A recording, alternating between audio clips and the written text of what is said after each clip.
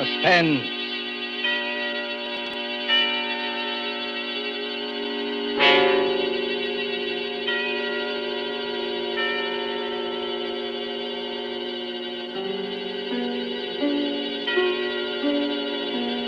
This is the Man in Black, here again to introduce Columbia's program, Suspense. Heading our starring Hollywood cast this evening is Mr. Paul Lucas, and with him are Miss Heather Angel and Mr. Bramwell Fletcher. Story by John Dixon Carr, dealing with strange, very strange happenings in a London curio shop, and called Mr. Markham, Antique Dealer, is tonight's tale of suspense. If you've been with us on these Tuesday nights, you will know that suspense is compounded of mystery and suspicion and dangerous adventure. In this series are tales calculated to intrigue you, stir your nerves, to offer you a precarious situation, and then withhold the solution till the last possible moment. And so, with the performances of Heather Angel, Bramwell Fletcher, of Paul Lucas as Mr. Markham, Antique Dealer, we again hope to keep you in suspense.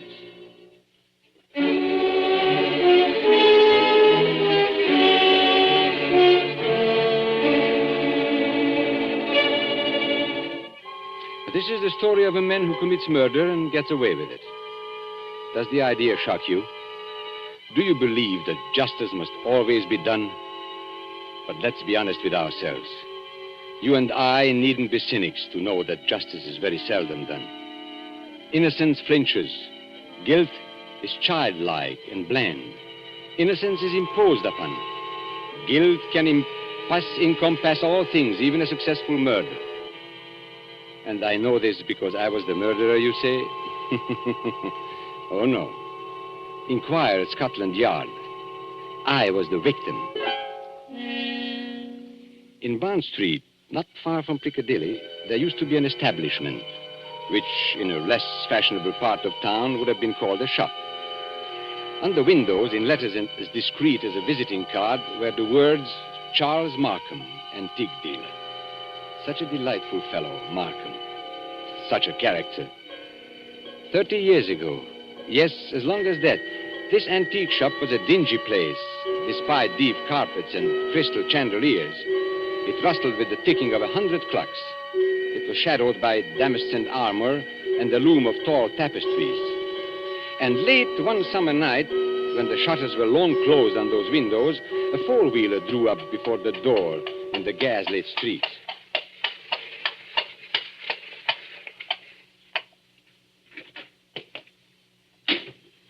That's all, cabby. You needn't wait. Very good, miss. Good night. Good night.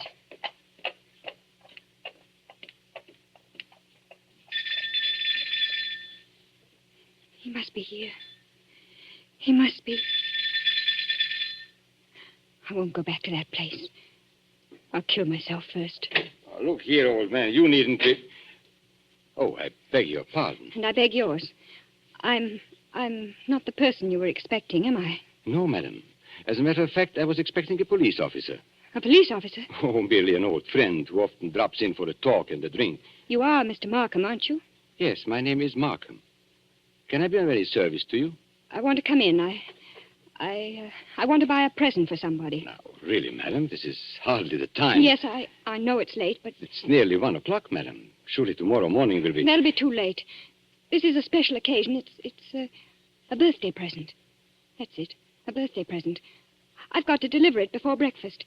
And Sir George Lytle says this is the only place in London to buy antiques. Sir George flatters me. Won't you let me come in? Just for 5 minutes. Well, under the circumstances, madam, I think it might be managed. Now, one moment while I put some lights on. No. Please. That one little light will be enough. But you won't be able to see anything. That doesn't matter. I'll trust to your judgment. Just as you like. This way, madam. What's that? That noise? Oh, you mean the clocks, madam? There are more than 100 clocks in this room. I'm very fond of them. Don't they get on your nerves? Ticking away together like a nightmare? Striking the hours together? They don't strike together, madam. When the hour approaches, you will hear a musical din that lasts for some time. Might I interest you perhaps in a clock? No. I hate them. Now, all the same, this grandfather clock might amuse you. What about it? Observe the signature. Johannes Carver, Londini, Facet A.D., 1752. You could see better, madam, if you raised that veil. I'll keep my veil down, thanks. Just as you please. But look at the clock. I open the glass face like this. Then I push the second hand forward like this, and... 1 o'clock and all's well. 1 o'clock and all's well. What was that voice? Only the clock, madam, nothing more. The clock spoke. Clever, isn't it? A device of old John Carver, anticipating Mr. Edison's gramophone by more than 100 years. Oh, but you don't like clocks. No, May I ask whether the present is for a lady or a gentleman? it's for a man. Oh, has he some knowledge of antiques? Yeah, I mean, Furniture, perhaps. Porcelain, bronzes, tapestries, weapons. he might be very much interested in weapons. Then Yes. I imagine his name is Mr. Ronald Gilbert. Now, will you tell me, Miss Ray, why you really came here tonight? So you know who I am. Naturally. You are Miss Judith Ray. And why did you come here? I wanted to see what sort of a man you actually were. Oh, and have you found out? No, but I won't go back to prison. I won't. As you will. But since it's to be a business conference, Miss Ray, and I imagine it is, Yes. well, then suppose we go into my office, here at the back of the shop. Will you precede me? Thank you. Oh, you must excuse the dust covers I've put on the chairs here. I'm leaving for a holiday tomorrow, and the shop will be closed. When I return next week, Miss Ray, I shall expect the amount requested. In cash, of course. But I can't raise 2,000 pounds. You ought to know that. Well, your fiancé could raise the money, I imagine. Ron? Do you think I'd have Ron know where I've been? Or what I've been? It's better than having his father learn it, surely. Now, sit down, Miss Ray. I'd rather stand, thank you. Now, that's a very foolish gesture, but the ladies will do it. They think it gives them dignity and shows the disdain of the poor blackmailer. You see, I make no bones about it. I am a blackmailer. You seem rather proud of yourself. Why not? I am the one person in England, perhaps in the world, who has made it a large-scale business. Congratulations. And what is all lifeblood but blackmail? The child says, if you don't give me that, I'll scream. The grown woman says, if you go on behaving like this, I will leave you. Your sex, Miss Ray, are blackmailers from the cradle. You know, Charles Markham, I wonder... Yes? I wonder if anybody's ever hurt you very much. Hurt me? What do you mean? When you talk about the world and people in general, your face goes white under the eyes. You pick up that letter opener from the desk. Not a letter opener, please, Miss Ray. A Medici dagger. 16th century work. It isn't the money that really interests you. I don't understand. You hate the world. You just want to torture people, but you think you've been tortured. Isn't that so? This is a very sharp dagger, Miss Ray. If I throw it down on the desk, it sticks. Like that. Isn't it so, Charles Markham? My motives, Miss Ray, aren't in question. I wonder. Whereas your motives are. Now, let me see. 10 years ago, in 1903, a certain girl called Letty Wilson, your real name, I believe, fell in love with a rather contemptible underworld character named Arthur Aker. Please. No humiliation was too great for her. She worked for him, lied for him, stole for him. I was only 18. I didn't know what I was Now, doing. this girl, for a very shabby theft, was sentenced to 3 years' hard labor at Holloway Prison. 5 months later, she escapes from prison and disappears. All these years afterwards, she appears in the West End as Miss Judith Ray, fashionable milliner. Haven't I made up for it? Haven't I? No, For one mistake. After 10 years. it's the way of the world, my dear. I didn't create it. And I'm forgetting the best part of the comedy. This paragon of virtue next falls in love with Mr. Ronald Gilbert, son of Major General Sir Edmund Gilbert. Such a respectable family, too. Stop it, please. Then, shall we say, 2,000 pounds? Suppose I did raise the money. I don't know how, but suppose I did raise it. Well, What guarantee would I have that you wouldn't ask for still more money? I probably shall ask for more money, Miss Ray. But that's my privilege as a blackmailer. Then I'm never going to be free of you. Is that it? Well, frankly, that's it. Unless I kill you, of course. What if I did kill you? People have threatened it before, but they haven't meant it. Maybe I mean it.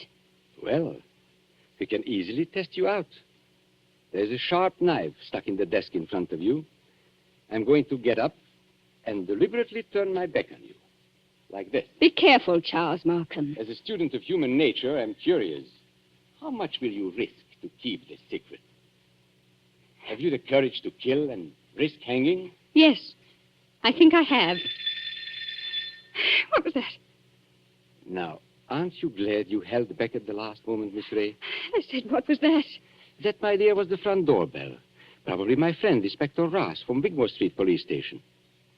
Come in, old man. Come on in. Make yourself comfortable. I'll be with you in a moment. You wanted me to attack you, didn't you? No, I was merely curious. And in any case, Miss Ray, it would be useless to kill me. Useless? Why? Because I shouldn't die. Don't talk rot. Oh, it's quite true. A man in my position must take certain precautions. If you killed me, I should be back to haunt you within half an hour. And I don't happen to be joking. Come in. Now, look here, Markham. Good Lord, Judith. Ron! Mr. Ronald Gilbert, as I live. Ron! What are you doing here? He hasn't got anything against you, has he? Speak up, Mr. Gilbert. Have I? The fact is, Judith, I... Look at him, Miss Ray. See how he changes color and twists his mustache and altogether resembles a boy caught in his mother's gem cupboard. Perfect picture of a gentleman being a gentleman. Look here, Markham. I'm not very clever. You can always make a fool of me when you start talking, so let's stop talking. I've brought the money. What money? Oh, merely my fee for keeping quiet about you. So you went to Ron, too. You told him about it. Naturally. If possible, always sell your wares in 2 markets. How much money? Never mind, Judith. I hoped I could do this without your knowing. How much money? 3,000. It's all I could raise. Has he told you who I am and what I've been? Look here, Judith. Who the devil cares who you are or what you've been? I happen to be in love with you. Never mind. Let's get out of here. Ron, it's no good. He'll only come back for more money. I know that, but what else can we do? Nothing, I'm afraid. Well, what's that knife doing there, stuck in the desk? Nothing dangerous, I assure you. No? Merely a curio. I pick it up like this, I flip it down like this, and pick it up again. Miss Ray was very much interested in the dagger. Now, may I have that envelope with the money, please? There you are. Take it. Thank you. As I explained to Miss Ray, I'm leaving tomorrow for a holiday, hence the general disarray and the dust covers on the chairs. But before my departure, I'm glad we could settle this affair, as you would say, like gentlemen. Before we clear out of here, Markham, there's just one favor I'd like to ask. Well, of course, old man, ask away. This is your job, I suppose. You can't help being what you are, but never again, as long as you live... Well? Never even say the word gentleman. Be careful, Ron. Look at his face. Tell me, Mr. Gilbert, how much money is in this envelope? You heard what I said, 3,000 pounds. Then take it back, my friend. I find we can't strike a bargain after all. What do you mean? Just what I say. Here is your money. You will now oblige me, both you and Miss Ray, by leaving my shop. What are you going to do? Tomorrow morning, perhaps even tonight, I'm going to get in touch with the police, and I shall tell them where they can find Letty Wilson, alias Judith Ray. You can't do that, Markham. Oh, yes, he can. You've hit him where it hurts. 3,000 pounds, my friend, is not enough compensation for the way you talk. There is a way through the shop. Shall I escort you to the front door? No. Oh, so you prefer to stay here and make a fool of yourself? You're not going to tell the police, Markham. I promise you that. And how are you going to stop me? With this. Ron, put that gun away. It's a funny thing, Judith. I felt a bit of a fool, bringing this revolver along. But now I've got a use for it. Oh, yes, I've got a use for it. Oh. Maybe the best thing would be to go into the street now and call a policeman. You'll never get into the street, Markham. Are you following me into the shop? Yes. So both of you, it appears, came here under false pretenses. You said you wanted to pay me some money. The money's still here, but you've lost your chance to get it. And our dear Judith said she wanted to buy a present for you. I showed her this grandfather clock here, this talking clock. Don't go a step beyond that clock, Markham. I warn you. Nonsense, old man. You wouldn't dare shoot. Wouldn't I? No, and I'll call your bluff. 1 step. 2 steps. I know your whole silly tribe, my friend. You wouldn't risk it. No, you wouldn't. What's happening to me? Don't try and grab out of the clock, Markham. It won't save you. You wouldn't risk your life. You wouldn't risk your family position. You wouldn't. 1:15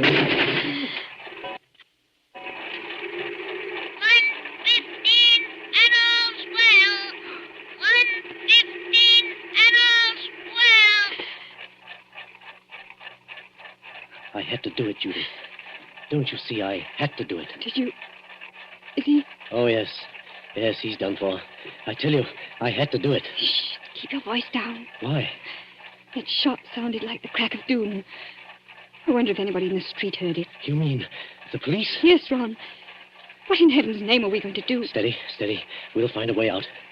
Maybe he's not dead, Ron. Go and look at him. He's dead, all right. Please, Ron. Go and look at him. Well? Shot through the heart. The bullet went clean through him and smashed the face of the grandfather clock. That's all I can see in this dim light. This isn't happening to us. It can't be I've happening. got to think, but it's hard to think. You see, Judith, I'm not in a rage any longer. I'm just numb and a little bit scared. You're not going to give yourself up. And have this whole thing made public? Not likely. Wait a minute. There may be a way out. What way? He said he was going for a holiday. Remember? Well, suppose he did. That gives us time. It means his absence won't be noticed. The shop will be closed. Nobody will come here for days. And certainly nobody will come here tonight. And... What's that? The police officer. I forgot the police officer. What police officer? A friend of Markham's. Inspector somebody or other from Wigmore Street. He's inspected here tonight. Then we're finished. No, Ronnie. We're not finished. He can't see anything out there. The shutters are down and the door's covered. Could you pick Markham up and carry him? Yes, I could. Why? There must be a back way out of the shop, probably in the office. Hurry, Ron. I don't like to touch him. Hurry, Ron, please. He's as heavy as a sack of meal. He seems to be looking straight at me. I know. Everything here seems to have eyes and move a little in the shadow. Didn't you see the expression in Markham's eyes just before you... No, I didn't. He seemed to be looking behind us, or beyond us. I don't know how to describe it. And he said something, too, that scared me. He said he couldn't die. He said... Close the door, quick. This police officer, Judith, he can't get into the shop, can he? Of course he can. The front door isn't locked. That's true. What's wrong with me, Judith? I came in there that way myself. And there's no time to lock the front door now. Our only hope is through the back way. I thought I'd seen a back door and... Ah, there it is. Just a minute. I've killed a man. That means I'm a murderer. A fraction of a second, one tick of a clock in there, and you change from an ordinary happy person into what I... Well, Judith, well? I'm sorry, Ron. The door's locked. Isn't there a key? No. Maybe in his pockets on a key ring. There isn't time, Ron. I think I heard the front door open. Our visitor's coming in. I've got it. The dust covers. What? Those white cloths that fit over the chairs. Look at them. What on earth are you talking about? We used to play a game when we were kids. Somebody sits in a big chair. You know, you fit the dust cover over him and nobody can tell he's sitting there. Don't you see, Judith? That's how we can hide Markham's body. It might work if there's time. There's got to be time. Take the big cover off that chair, the wing chair. All right. Maybe there's a chance. I'll fit him into it. Arms along the chair arms. Feet pushed back. Now, put the cover back again and pull it round down his feet. Don't let it touch his chest. The blood will show through. There, that's got it. You can't see anything now, can you? No, but, Ron. Well? What did you do with the gun? The gun? The gun you shot Markham with. Oh. Well, Judith, I put it down on the floor when I picked up his body. Out in the other room? Yes, I'm afraid so. And it's too late now, Judith. The police are here. What are you going to say? I don't know. Trust your wits and try and brazen it out. Yes? Come in. Good evening, Miss Ray. And good evening, Mr. Gilbert. Charles Markham? You're Charles Markham? Correct, Miss Ray. But why should that surprise you? Why do you look as though you were seeing a ghost? Because we are seeing a ghost. If you're Charles Markham, whose body is... Judith, be careful. Body, Miss Ray. Did you say body? Miss Ray's upset. She doesn't know what she's talking about. If you killed me, I should be back to haunt you within half an hour. That's what he said. I tell you, Miss Ray isn't herself. She had bad news today. A relative of hers died. I've been trying to make her feel better. Indeed. Do you think it would make her feel better to bring her here? I don't understand. My dear sir, you are very welcome. But the situation is surely a little odd. I come in here and find you two looking as guilty as a pair of murderers if in my private office in the middle of the night. There's nothing odd about that. I wanted to buy Judith something. At 1 o'clock in the morning? Yes. Why not? Well, may I ask how you managed to get in? The front door was open. We just walked in. If you wish to buy something, why not stay in the showroom? Why come to my office? Well, hang it all. You don't think we wanted to steal anything, do you? Well, that thought did occur to me. You see, there was nobody else here. There's nobody here, Mr. Markham. Not a living soul. Then you didn't meet, by any chance, my brother? Your brother? Yes, my brother Robert. You couldn't have mistaken him if you had seen him. He looks so much like me that few people can tell us apart. So that's it. Poor Robert often deputizes for me. He's learned to act like me, think like me, and talk like me. But he doesn't like the work very much. Of course, you know what my work really is. Is this part of the game? Are you trying to play cat and mouse? Robert is an idealist. He thinks, poor fellow, that my profession is beneath contempt. But he acts the part and acts it well because I pay him. And I find it useful to have a double who will run risks for me. What have you done with his body? We haven't done anything with him. If you've killed Robert, my friend, you've committed a totally useless murder. You don't see him here, do you? No, but I see his handiwork. Meaning what? I've warned him many times about throwing a knife down on a polished desktop. Those scratches on the desk are fresh scratches. Of course, if you give me your word of honor that he's not here... Of course, he's not here. Well, in that case, all we can do is sit down and make ourselves comfortable. Will you sit there, Mr. Gilbert? And you, Miss Ray, in that wing chair by the window. What's wrong, Miss Ray? Why don't you sit down? Because I prefer to stand, thank you. Then perhaps you won't mind if I sit in the wing chair. It's a very comfortable one. My brother always says... Don't sit down there for the love. Oh. So that's it. Yes, that's it. It is rather a thick chair. I press against the dust cover and blood comes through. I lift the bottom of the dust cover and... What's the use of going on with this? I killed him. You admit that? Yes, I admit it. But Judith had nothing to do with this. I swear she hadn't. My telephone, you notice, is against the wall. I shall have to turn my back to you when I ring. Ring? Where? Wigmore Street Police Station. Oh, no. Give him a chance. Please give him a chance. Hello? Hello, operator. I want Regent 0586. I won't let them take you on. I 0586. won't. It's no good, Judith. I killed a man. I meant to kill him. That's all there is to it. A very sensible attitude, my friend. And if the lady has any idea of flying at me with that knife, just notice what I've got here. A .32 revolver, one chamber fired, picked up off the floor in that room where... Hello? Hello, Wigmore Street Police For Station. the last time, Hello? Mr. Markham, won't you give him a chance? Be quiet, Miss Ray. May I speak to Inspector Ross, please? Inspector Ross speaking. Oh, isn't that Mr. Markham? Got it in one, Inspector. Charles Markham here. I understand you were going to drop in and see me tonight. Well, I intended to, Mr. Markham, but I'm afraid I can't make it now. Oh, why not? Anything wrong? Only a robbery in Davies Street, but it's likely to be a long job. Sorry I can't get there. Well, that's perfectly all right, Inspector, because actually I rang up to make sure you wouldn't come here tonight. You see, I've got a lot of work to do, and I'm leaving for Eastbourne early tomorrow morning. Let's make it some other time, shall we? Oh, glad to, Mr. Markham. No crimes being committed up your way, I suppose? No, Inspector. It's as quiet as the grave. I've never known a more peaceful night. Goodbye. Why did you do that? Now, please, don't excite yourself, Miss Ray. Didn't you hear what I told the Inspector? Yes, but is this some more trickery? Trickery? How can it be? I don't know. That's what I'm asking you. I should call it generous when I let my poor brother's death go unavenged. You're not doing this without a reason. Naturally not. But has it occurred to you, either of you, that I might not want my business dealings revealed in court? What are you driving at? And has it also occurred to you that a man's double, who looks exactly like him, and shares all his secrets may become a danger rather than an asset.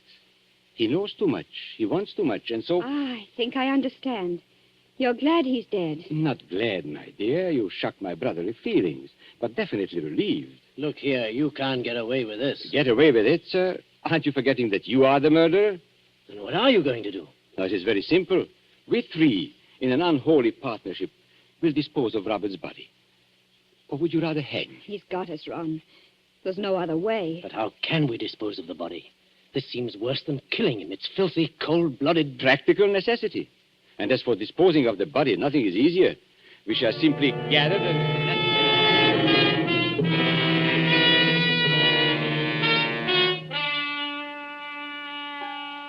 And so, as I said before, this is the story of a man who commits murder and gets away with it.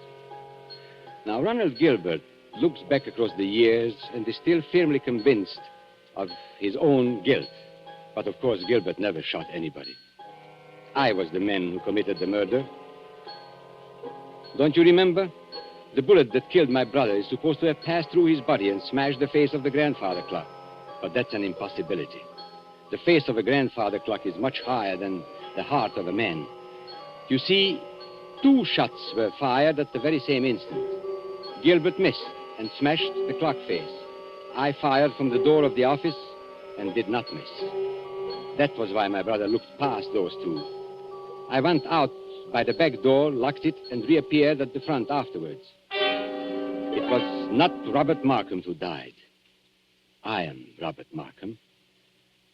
It was Charles who died that night. And I killed him to stop forever the wholesale blackmail that was poisoning the lives and blasting the hearts of 1,000 half-crazed people.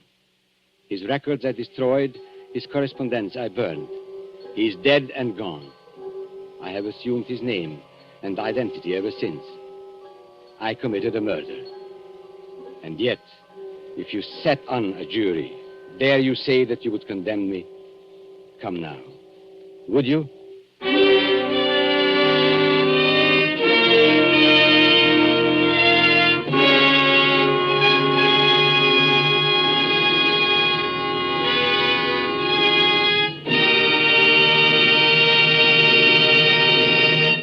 And so closes Mr. Markham, Antique Dealer, starring Paul Lucas with Heather Angel and Bramwell Fletcher.